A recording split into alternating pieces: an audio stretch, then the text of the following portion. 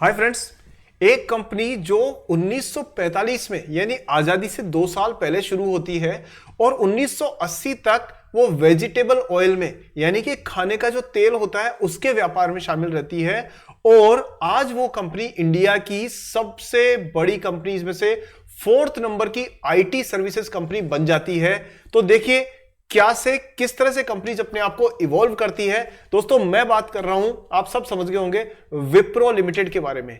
इस वीडियो में हम विप्रो को एनालाइज करने वाले हैं। अजीम प्रेम जी की ओनरशिप में, लीडरशिप में चलने वाली ये कंपनी, कैसे इसने सफर पूरा किया और आने वाले समय में ये इन्वेस्टर्स के लिए क्या सोने की खान लेके बैठी है या कैसे चैलेंजेस है, कैसी अपॉर्चुनिटीज है, सब कुछ विप्रो लिमिटेड के बारे में आपको एनालिसिस में मिलने वाला है। वीडियो बहुत इंफॉर्मेटिव है और आप बहुत कुछ नया सीखेंगे और जब सीखेंगे तभी कमाएंगे।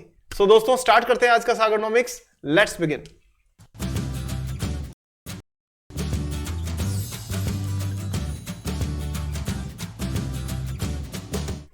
तो वीडियो शुरू करते हैं और एनालिसिस में हम लोग देखेंगे विप्रो लिमिटेड के फंडामेंटल्स, टेक्निकल्स और बिजनेस एनालिसिस को हम समझते हैं। लेकिन सबसे पहले दोस्तों वीडियो को लाइक करने में आपसे बहुत चूक होती है, आप बहुत गलती करते हो, लाइक करना भूल जाते हो। तो अभी से वीडियो को लाइक कर दीजिए दोस्तों।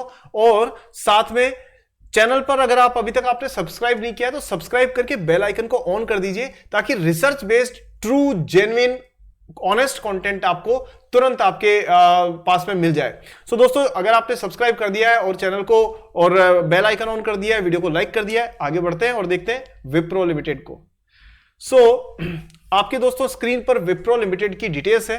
520 रुपए के आसपास ये शेयर अभी इस समय पे ट्रेड कर रहा है और ये करीब करीब मान के चलिए 52 वीक के हाई के आसपास में ही है। मार्केट कैप 2,71,000 करोड़ रुपए यानी लगभग 2.25 लाख करोड़ रुपए की मार्केट कैप है। 4th लार्जेस्ट आईटी कंपनी है इंडिया की।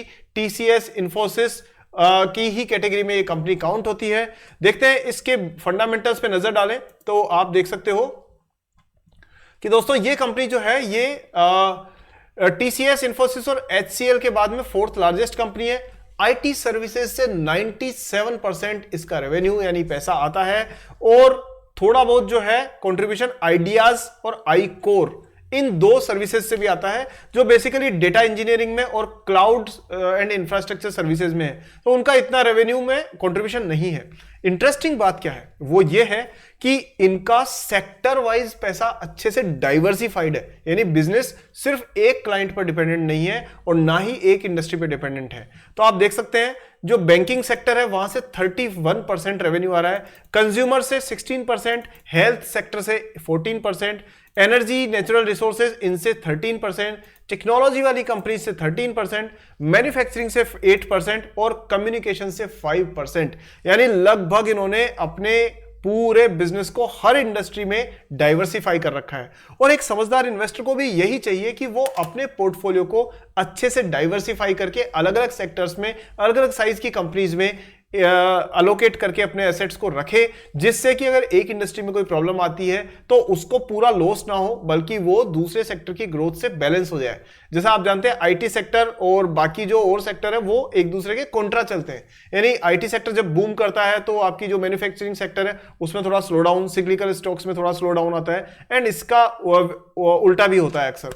सो हमें हमेशा डाइवर्सिफाइड करके चलना चाहिए। तो अब हम बात करते हैं इसके अंदर कि आगे विप्रो में किस तरह के नंबर्स देखने को मिल रहे हैं।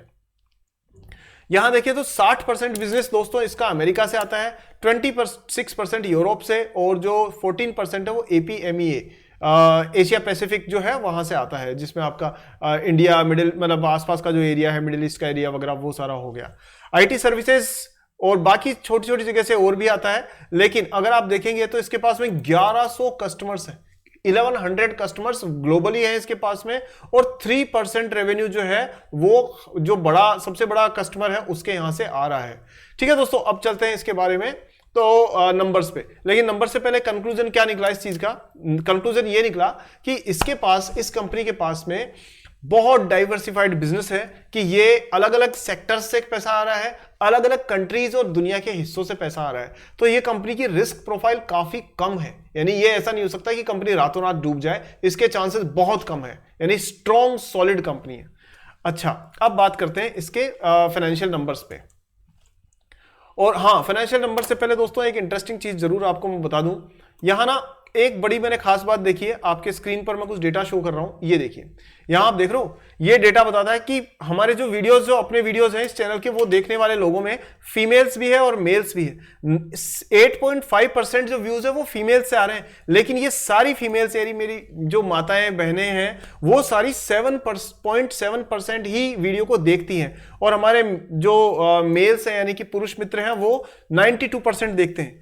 तो मैं आपको माताओं बहनों और जितनी भी फीमेल्स हो सबको सबसे पहले प्रणाम करता हूं, और आपको ये बहुत साफ शब्दों में कहना चाहता हूं कि आप, मुझे पता है आप क्यों नहीं देखते हो वीडियो को पूरा, क्योंकि दोस्तों इसमें कोई रेसिपीज बनाई नहीं जाती, इसमें कोई फैशन की टिप्स नहीं है। लेकिन आपको सच बताऊं, अच्छी जिंदगी जीने के लिए सबसे पहली चीज जरूरत है वो है अच्छा पैसा होना, जिसे आप और आपकी फैमिली ग्रो कर सकें। पैसे का सही इस्तेमाल करना, फाइनेंशियल एजुकेशन आपको ग्रहण करना, ये बहुत जरूरी है दोस्तों।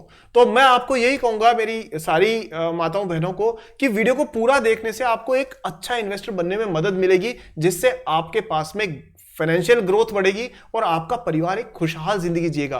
तो ये जो फैशन की टिप्स है और ये हंसी ठट्ठे और ये सारी चीजें ना, ये आपको अच्छी तो लगती है, लेकिन आपको रुपया पैसा कमाने में, पैसा बढ़ाने में कोई मदद नहीं करती। लेकिन मेरे जो मित्र हैं, जो पुरुष मित्र हैं, वो सारे के सारे ये जानते हैं कि क्योंकि वो सैलरी करते हैं, वो बिजनेस करते हैं, वो जॉब करते हैं, they know the importance of financial education.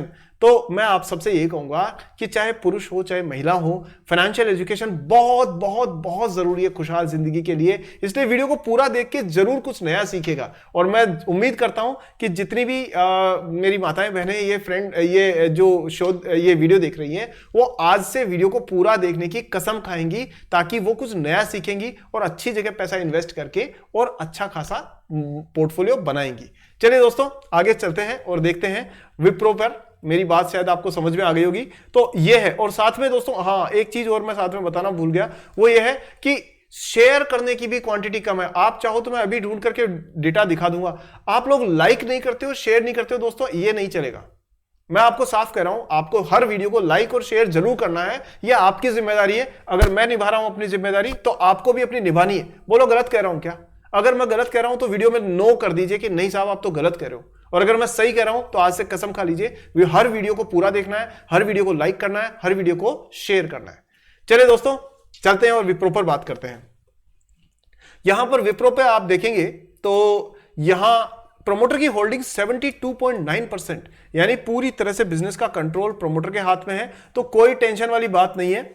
और अगर आप ग्राहम नंबर देखिए दोस्तों तो 251 का ग्राहम नंबर है, और उसके मुकाबले में करीब करीब प्राइस लगभग 2x यानी डबल के आसपास है। तो ये साफ तौर पे मान करके चलिए कि कंपनी ना अंडर वैल्यूड कही जा सकती है, क्योंकि ये इतना मतलब ज्यादा नहीं है, ग्राम नंबर के आसपास ही है। वो कुछ कंपनीज है जो ग्राम नंबर से 10 टाइम्स 5 टाइम्स ट्रेड करती है, वो एक्सपेंसिव होती है, लेकिन ये company with in the range है। इसका प्राइस टू अर्निंग रेशियो 24 है और इंडस्ट्री का है 31। आप सोचिए इंडस्ट्री के मुकाबले में भी ये कंपनी अभी सस्ती मिल रही है, और छोटी कंपनी नहीं है, छोटी कंपनी नहीं है, 2,71,000 करोड़ की मार्केट कैप है और डाइवर्सिफाइड बिजनेस है। तो एक तरह से इसमें एक वैल्यू इन्वेस्टिंग की अपॉर्चुनिटी आपको देखने को मिल सकती है। हाँ, पैग रेशियो जरूर थोड़ा सा ज्यादा है, बट उसमें कोई ज्यादा ऐसी चिंता वाली बात नहीं है। ठीक है दोस्तों, पायोस की स्कोर 5 है, जो इंप्रूव होना चाहिए आने वाले दिनों में। यहां आप देखेंगे तो वैल्यूएशन का गैप आप साफ तौर पे देख रहे हो कि ईपीएस जो है वो इतनी हाइट पर है और प्राइस जो है वो इतनी नीचे चल रही है। तो ये आज नहीं तो कल ये वैल्यू कवर करने के लिए प्राइस यहां पर आएगी ही आएगी, और इसलिए आपने डायरेक्शन भी देखना शुरू कर दिया है। तो आने वाले दिनों में ये ट्रेंड आपको अप ट्रेंड चलता हुआ और आसानी से नजर आने के चांसेस हैं। आगे बात करें तो ये सारे दोस्तों कॉम्पिटिटर्स हैं, टीसीएस है, इन्फोसिस है, एचसीएल है, एलटी माइंट्री है, टेक महिंद्रा है, एलएनटी टेक्नोलॉजीज है, सब कॉम्पिटिटर है। लेकिन सभी प्रकार के कॉम्पिटिटर्स के products, services, client profile, geographical profile अलग अलग है, तो आपको डायरेक्टली इनको कंपेयर नहीं करना चाहिए। चलिए आगे बात करें तो सेल्स में देखें तो आप कंटिन्यूसली इसमें आप 15,000 करोड़ से 22,000 करोड़ पहुंच गई है, और प्रॉफिट मार्जिन ये बहुत इंपॉर्टेंट होता है। तो यहां ना बीच में एक डिक्लाइन आया था 18%, और अब इन्होंने इंप्रूव करके प्रॉफिट मार्जिन वापस थोड़ा सा इंप्रूव किया है। अगर हम बात करें इसमें दोस्तों टोटल प्रॉफिट एंड लॉस की, तो ये जो जितनी माताएं बहनें जो वीडियो देखती हैं उनको भी ये पता होना चाहिए कि कैपिटल बजटिंग जब आप करते हो ना, घर में सैलरी आती है, बिजनेस इनकम आती है, तो इतने पैसे स्कूल की एजुकेशन के लिए, इतने पैसे ट्रांसपोर्टेशन के लिए, इतने का घर में राशन आएगा। तो उसी तरह से आपको फाइनेंशियल एजुकेशन भी लेनी बहुत जरूरी है, ताकि आप देख सको कि आपके हस्बैंड, आपके भाई, आपके फादर, ये कहाँ, आपका बेटा कहाँ इन्वेस्ट कर रहा है, पता होना चाहिए आपको कि क्या वो सही जगह पैसा लगा रहे हैं कि नहीं लगा रहे हैं। सो आप सीखोगे तो सब जान जाओगे। चलिए, सेल्स 37,000 करोड़ से और ये 90,000 करोड़, तो अच्छी खासी ग्रोथ है। लेकिन इंपॉर्टेंट चीज होती है दोस्तों आपको प्रॉफिट मार्जिन देखना, जो इस कंपनी ने कंटिन्यूअसली 19-20% के आसपास बनाया हुआ है। कंपनी कंटिन्यूअसली डिविडेंड दे रही है, चाहे कंपनी को प्रॉफिट कम हो चाहे ज्यादा हो। डिविडेंड की संख्या कम ज्यादा, मात्रा कम ज्यादा हो सकती है, लेकिन डिविडेंड एक भी बार कंपनी ने मिस नहीं किया है, जो एक बहुत अच्छी बात है। अजीम प्रेम जी और उनकी टीम को, अब हालांकि वो एग्जीक्यूटिव डायरेक्टर के तौर पे काम नहीं करे, सक्रिय नहीं है, लेकिन उनका विजन ही है, तो उनको बहुत बहुत धन्यवाद देना चाहिए इस चीज के लिए कि कितना सॉलिड और क्लियर अंडरस्टैंडिंग वाला बिजनेस मॉडल उन्होंने रखा हुआ है। 10 साल में अगर बात करें तो सेल्स बढ़ी है 9%, प्रॉफिट 7% बढ़ा था, और रिसेंटली अगर बात करें तो सेल्स बढ़ी है लेकिन प्रॉफिट मार्जिन थोड़े अभी भी प्रेशर में है। तो उसका असर ही आपको देखने को मिल रहा है कि प्राइस थोड़ी सी नीचे चल रही है। लेकिन अगर आप शेयर होल्डर्स की नजर पे, इस पे नजर डालेंगे डेटा पे, तो देखिए 70% के आसपास तो शेयर प्रोमोटर्स के पास है, और जो FIIs है उन्होंने अपनी हिस्सेदारी कम करके 9% से 6%, 6.5% के 6.8% के पास आ गए हैं। लेकिन अगर आप देखोगे तो जो डोमेस्टिक इन्वेस्टर्स हैं उन्होंने अपनी हिस्सेदारी 11% से बढ़ा के 12% की है। यानी ये सब सिचुएशन देख करके अपनी पोजीशन इसमें चेंज करते हैं, बट क्योंकि FIIs और DIIs लगभग बराबर बराबर बने हुए हैं, दैट मींस इंटरेस्टेड है वो इस कंपनी के फ्यूचर को लेकर के। अब बात करते हैं रेटिंग एजेंसी का क्या कहना है। तो रेटिंग एजेंसी इसके बारे में कह रही है कि भाई ये जो कंपनी है ना, ये AAA स्टेबल है और A1+, एकदम खालिस 24 कैरेट शुद्ध सोना, ये मान सकते हैं, क्योंकि इतनी अच्छी रेटिंग मिलने का मतलब होता है कि कंपनी में कोई ऐसा इश्यू नहीं है। अब मैं दोस्तों इसकी डिटेल्स में आपको लेकर के जाऊंगा तो वीडियो बहुत लंबा हो जाएगा, तो हम बात करते हैं मेन जो चीज है इसकी उस पे। कंपनी के बारे में आप जान ही सकते हैं कि 1945 में कंपनी शुरू हुई western India vegetable products limited के नाम से। बताओ, तेल बनाते हैं ना अपना, वनस्पति तेल, उसके नाम से कंपनी शुरू हुई थी, और आज तेल का हो गया खेल खत्म, और आज चल रही है IT में ये टॉप पर। ये नंबर्स है दोस्तों इसके। तो ऑपरेटिंग इनकम की बात करते हैं तो आप देख सकते हो, पहले ये ऑपरेटिंग इनकम 72 करोड़ थी लास्ट, मतलब 22 में, और अभी 23 ईयर्स जो फाइनेंशियल ईयर है उसमें ये कितनी हो गई है जी, 90 करोड़ के आसपास में। और अगर आप देखें प्रॉफिट आफ्टर टैक्स, तो ये भी आपका इसमें बढ़ा है। एक सेकेंड, नहीं, प्रॉफिट आफ्टर टैक्स थोड़ा सा कम हुआ है, sorry for slip of tongue दोस्तों, थोड़ा टेक्निकल इश्यू आ रहा है, बट चलो देखते हैं। तो 12,000 करोड़ की बजाय थोड़ा सा इस पे प्रेशर आया है, और ये 11,300 करोड़ के आसपास है। पैट प्रॉफिट आफ्टर टैक्स वही 15% की बजाय थोड़ा सा 12% के आसपास। तो देखो, सेल्स है कंपनी के पास में, ऑर्डर्स आ रहे हैं, लेकिन जो प्रॉफिटेबिलिटी है ना, वो कंपनी को इंप्रूव करनी पड़ेगी आने वाले टाइम में। चलिए हम नजर डालते हैं दोस्तों इसके टेक्निकल्स पे। तो टेक्निकल चार्ट आपके सामने खुला हुआ है, और आप ये देख सकते हैं कि कंपनी जो है उसने मूविंग एवरेजेस का एक क्रॉस ओवर दिया है। तो ये जो क्रॉस ओवर होता है ना, जिसमें कैंडल स्टिक्स ऊपर होती है और नीचे दो अलग अलग मूविंग एवरेजेस क्रॉस करते हैं, 2 या 2 से ज्यादा, तो वो एक बुल्स रन का यानी कि अप ट्रेंड का सिग्नल होता है। उसको सपोर्ट करने के लिए हमें RSI को देखना चाहिए, और RSI हमें हमेशा यहां पर ऊपर की तरफ जाती हुई दिखनी चाहिए, तो वो इस अप ट्रेंड को कंफर्म करता है। अब यहां पर उसके बाद आप ये देखिए कंटिन्यूसली अप ट्रेंड है, कंपनी ने लगातार हाई हाइज दिए हैं और हाई लोज भी बनाए हैं, और एक प्राइस चैनल बनता हुआ नजर आ रहा है इसके अंदर। ठीक है, अगर इस चैनल को देखें तो ये सपोर्ट लेवल के आसपास ही है यहां पर, यानी ये सपोर्ट लेवल पे इस समय पे ट्रेड कर रहा है। अगर ये जो 500 के नीचे अगर ये स्टे करती है ना कंपनी, तो फिर आपको इसमें करीब करीब 450 के लेवल्स भी मिड टर्म में देखने को मिल सकते हैं। पर अगर कंपनी यहां से बाउंस करके ऊपर जाती है तो दोस्तों ये करीब 700 के आसपास के लेवल मिड टर्म में देखने को मिल जाएंगे, और ये उसके बाद में कंटिन्यूअसली आगे भी इंप्रूव होने के चांसेस साफ तौर पे दिख रहे हैं। सो दोस्तों, इन्हीं चीजों को नजर में रखते हुए आप अपना डिसीजन लीजिए। ये जो वीडियो है वो बेसिकली एक एजुकेशनल वीडियो है, मैं डिस्क्लेमर आपको दे रहा हूं, कोई बाइंग सेलिंग की रिकमेंडेशन हमारी तरफ से नहीं है। आप अच्छी बिजनेस की क्वालिटी को समझें, उसके बारे में एनालिसिस करना सीखें, इस एजुकेशन के लिए वीडियो बनाया गया है, तो अपना एनालिसिस खुद करके अपना डिसीजन लीजिए। और हाँ दोस्तों, आपने इतना कम समय में इतना प्यार और सपोर्ट दिया, उसके लिए हृदय की गहराइयों से आपको बहुत बहुत धन्यवाद। हाँ, हमेशा की तरह से वीडियो को लाइक करने के लिए और वीडियो को सारे दोस्तों को शेयर करने के लिए, व्हाट्सएप, टेलीग्राम, इंस्टाग्राम, फेसबुक पे, इन सब पे शेयर करने के लिए, चैनल को सब्सक्राइब करके बेल आइकन ऑन करने के लिए आपको हृदय की गहराई से बहुत बहुत आभार, आपका धन्यवाद। अगली वीडियो में जल्दी मिलेंगे। लेकिन हाँ दोस्तों, ये जो मैंने शुरू में पॉइंट बताया था ना कि सबको शेयर और लाइक जरूर करना है, इसमें कोई कंजूसी नहीं होनी चाहिए आपकी तरफ से। चलिए दोस्तों, उम्मीद करता हूं आपको वीडियो अच्छा लगा हो। कोई सवाल हो तो आप कमेंट सेक्शन में जरूर पूछिए। हमारा जरिया है आपस में बात करने का कमेंट सेक्शन।